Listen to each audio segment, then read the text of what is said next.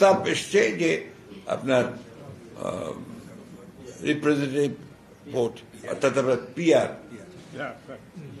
PR অর্থাৎ আপনার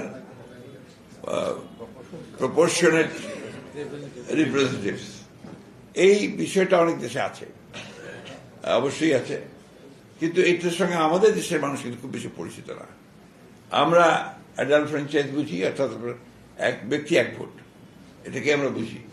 সেভাবেই আমরা আপনার এই গত 50 বছর ধরে, তারও আগে থেকে আমরা সেভাবেই, ইনফ্যাক্ট ব্রিটিশ পিরিয়ড থেকে এই বিষয়টা, এই পদ্ধতিতে এখানে কিন্তু নির্বাচন হয়েছে, পার্লামেন্ট গঠন হয়েছে, সরকার গঠন হয়েছে।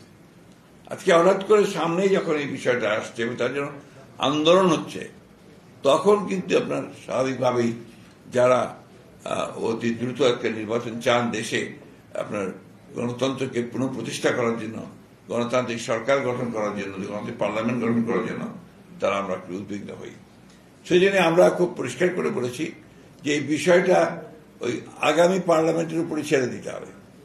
আগামী পার্লামেন্টের প্রতিনিধিরা যদি মনে করে যে তারা তারপর থেকে পিআরে যাবেন, জনগণ যদি মনে করে যে পিআরে যাবে, আর তা নাহলে এখন পিআর দিলে তো জনগণ বুঝবেই না যে এটা আপনার কিভাবে তারা এই বিষয়টাতে আসবে।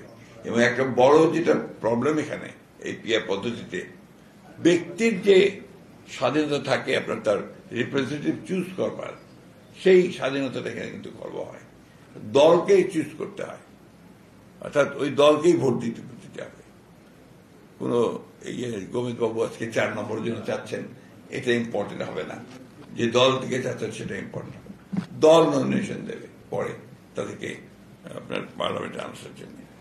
এটার সঙ্গে আমরা ঠিক পরিচিত নেই। আমরা জানি যে গোবিন্দ বাবু যেখানে নির্বাচন করতে চাচ্ছেন, সেই সিটে জনগণ তাদের পছন্দ মতো ব্যক্তিকে ভোট দেবে এবং সেটা দলের লোকই হবে, তাদেরকেই ওইভাবে ভোট দেবে। এই বিষয়গুলো আমি অবতারণা করলাম এই জন্যে, যেগুলো আমাদের সামনে কিন্তু আসছে।